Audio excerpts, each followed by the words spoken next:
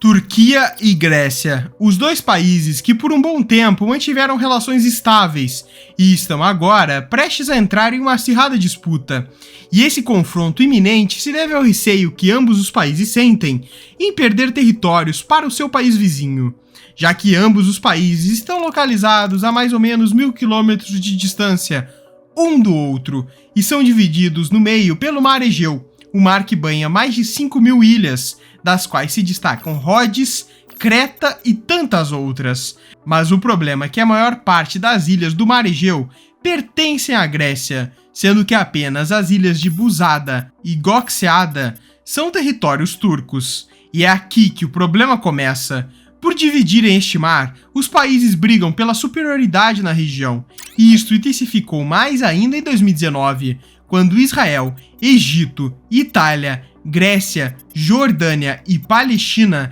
criaram um consórcio de gás e petróleo na região para explorar uma bacia que fica entre a Turquia e o Egito, no meio do mar Mediterrâneo. E isto exclui definitivamente a Turquia, que tem uma grande presença nesta região do Mediterrâneo. E foi aí que os turcos enviaram navios de petróleo para dar início ao reconhecimento nesta região e firmaram um acordo com a Líbia para aumentar as suas zonas econômicas exclusivas, exatamente na região que abrange a bacia de petróleo e gás. A partir daí, com o expansionismo turco, os gregos começaram a militarizar cada vez mais suas ilhas no Mar Egeu, dado o problema que há com navios turcos e gregos invadindo águas territoriais de ambos os países. E isto é algo que acontece entre Grécia e Turquia há séculos, dado que logo após a Segunda Guerra Mundial, quando os gregos tentaram estender o seu território além da Trácia Oriental e do distrito de Esmirna, começaram uma série de conflitos que levou à invasão da Grécia à Anatólia contra os nacionalistas turcos, que foram repelidos meses depois, mas voltaram a atacar e avançaram em direção a Ankara, com os turcos a comando do nacionalista Mustafa Kemal, derrotando-os e expulsando os gregos da Anatólia. Posteriormente a isto, ambos países firmaram o Tratado de Lausanne, que obrigava a Grécia a devolver a Trácia Oriental e algumas ilhas à Turquia, dando início assim a um novo marco, no qual até hoje geram estes conflitos. O que acontece aqui não se compara a nenhuma outra região da Europa, pois apesar de Espanha e Portugal estarem em uma competição ao longo de sua história, ainda assim, os reinos espanhóis e Portugal sempre reconheceram muito bem o território do seu vizinho. O mesmo aconteceu com a França e a Inglaterra, que tiveram muitas disputas territoriais, mas ainda assim reconheceram onde cada nação deveria se posicionar.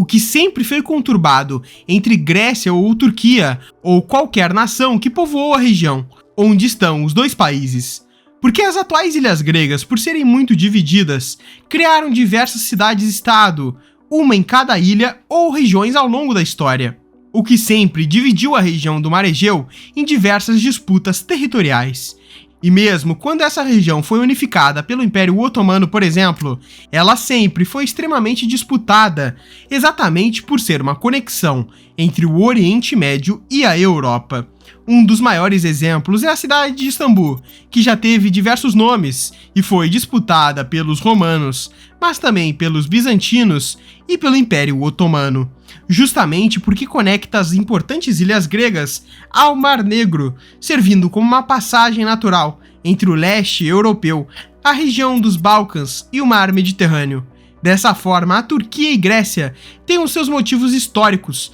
bem como estratégicos de brigarem por essas ilhas. E é tão difícil decidir os verdadeiros donos que isto provavelmente vai perdurar por muitas décadas ainda.